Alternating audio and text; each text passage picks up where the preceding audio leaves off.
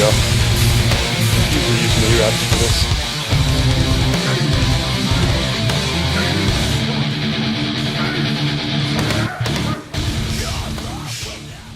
Hey, Dave Nelson with iForce Nutrition. We're here with Dusty Hanshaw today. A little bit about Dusty. He's been our athlete, since the day we opened.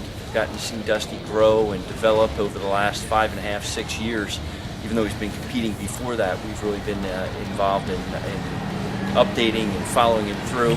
In addition to that, not only has he grown as a bodybuilder on his verge of turning pro, top-level national competitor, he's also purchased 4 retail stores, House of Fitness, out in Phoenix, Arizona, at the same time that he's been doing that.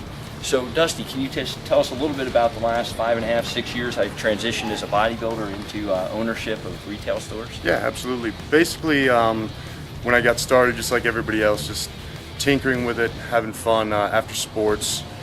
Slowly, as time kind of evolved and got more and more help and guidance from different trainers and whatnot, a few people show me now not to do it. Finally, after getting in touch with iForce, doing a show that I consider to be a little less than successful, ended up 4th at the Emerald Cup in, I think, 2004. After that, actually hooked up with Dante Trudell, and he started helping with his DC training.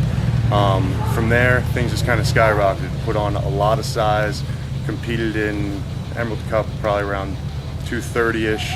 This year, somewhere it's going to be closer to 260, 265-ish in much better condition. Between his training, the rest pausing, and then of course finally setting up with Chris Aceto this year, we really took it to the next level. So much leaner, and we'll see where it goes from there. Fantastic. Yeah, I mean, you had mentioned the DC training in there, Dusty, and I think it's one thing that people have looked at and they're kind of hesitant about transferring over to.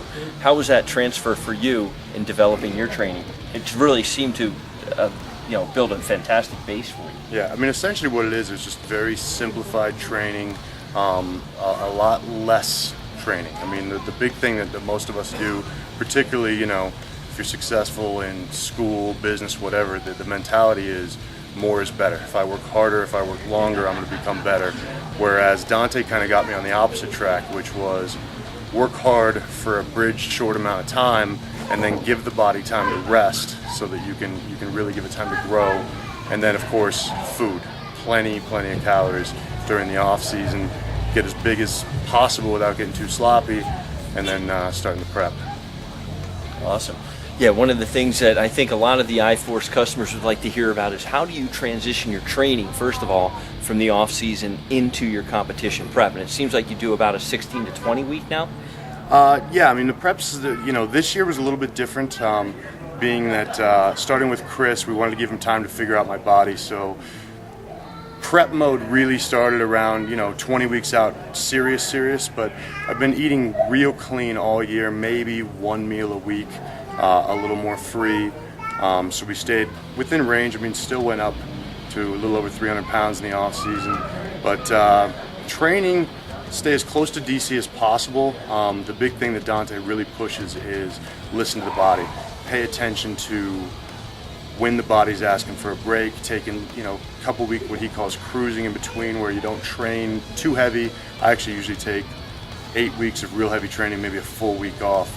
And then as far as leading into the show, as the body starts to get tired and leaner, I pay more attention. Like for example, probably around the 10-week out mark, I'll go into straight sets, stop trying to beat the logbook. I mean, still straining real heavy, but within reason, and paying attention to the fact that an injury would end the chance of winning a show if you can't enter. So Dusty, I know you've just recently started training with Chris Aceto for your diet and nutrition. Leading up into the show, what are some of the tips or ratios that he's kind of got broken down for you on protein, fats, carbohydrates? Basically what we've done is when we started with Chris, he told me from the get-go he had no idea necessarily how my body was going to react to what, but we were just going to pay attention, watch it evolve, and from there decide what worked best.